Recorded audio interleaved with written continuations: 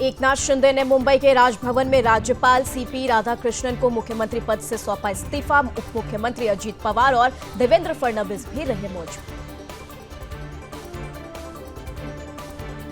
संविधान के 75 साल पूरे, राष्ट्रपति ने संस्कृत और मैथिली भाषा में संविधान का विमोचन किया। राष्ट्रपति ने स्मारक सिक्का और डाक टिकट किया जारी। राष्ट्रपति मुर्मू ने कहा, ये हमारे लिए ऐतिहासिक क्षण।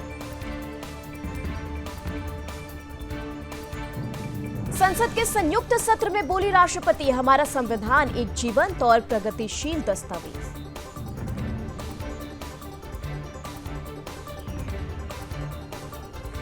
उपराष्ट्रपति जगदीप धनखड़ ने कहा, संविधान देश की आत्मा, संविधान सभी देशवासियों को समान अधिकार देता है।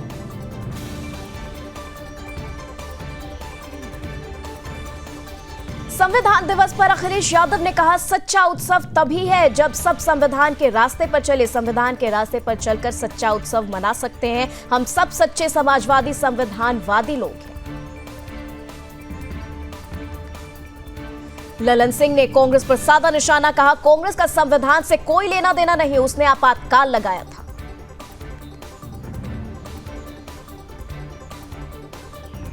बीजेपी सांसद दिनेश शर्मा ने कहा, योगी सरकार निष्पक्ष है, दंगा न हो यह सुनिश्चित करना सरकार का दायित्व है।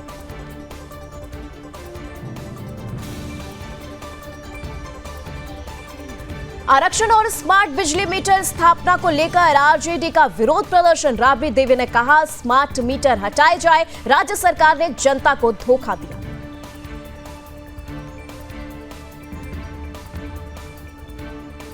आरजेडी ने नेता तेजस्वी यादव ने कहा, हमने आरक्षण की सीमा 75% की, बीजेपी चाहती तो इसे शेड्यूल 9 में ला सकते थे, लेकिन उन्होंने ऐसा नहीं किया।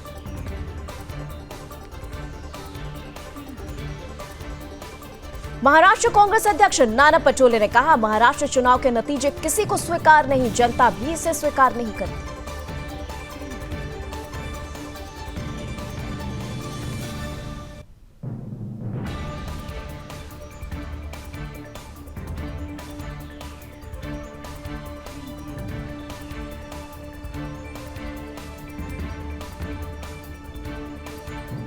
हेमंत सोरेन के शपथ ग्रहण में शामिल होंगे अखिलेश यादव। 28 नवंबर को जाएंगे राज्य।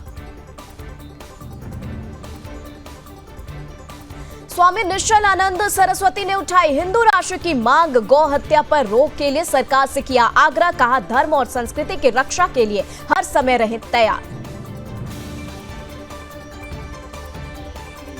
राज्य में एमवीए की हार पर जितेंद्र आव्हाड ने कहा, हमारी हार का कोई कारण नहीं मिल पा रहा है। राज्य में एक जन आंदोलन खड़ा होगा। कई गांवों में पहले से ही विद्रोह देखने को मिल रहा है।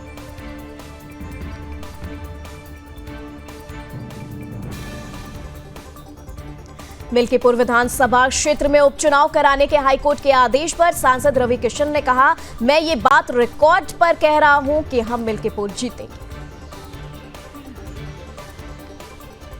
एमपी सीएम मोहन यादव ने लंदन में प्रवासी भारतीयों से की बातचीत, कहा, हरियाणा और महाराष्ट्र के नतीजों से लोग परेशान, कुछ अपने टीवी पर जूते फेंक रहे हैं।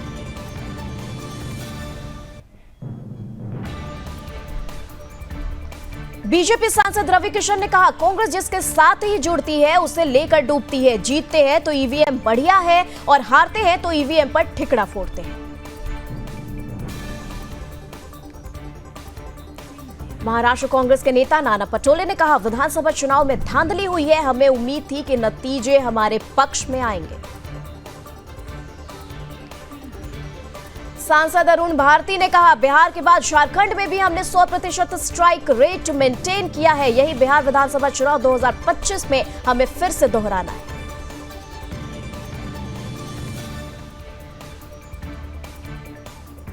झारखंड बीजेपी अध्यक्ष बाबूलाल मरांडी ने कहा, हम उम्मीद करेंगे कि हेमंत सोरेन भ्रष्टाचार मुक्त शासन देंगे।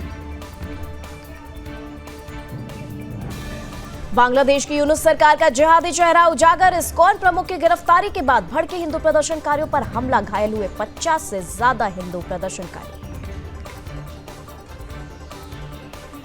इजरायल ने लेबनान की राजधानी बेरूत में फिर किया एयर स्ट्राइक, 12 लोगों की मौत। बेरूत में इजरायली सेना ने मचाई तबाही, हिजबुल्लाह के ठिकानों पर ताबड़तोड़ बमबारी। हिजबुल्लाह का इजरायल पर उसकी ही कॉपी मिसाइल से हमला, ईरान की मदद से रिवर्स से इंजीनियरिंग करके तैयार की, लेबनान में भी प्रोडक्शन शुरू।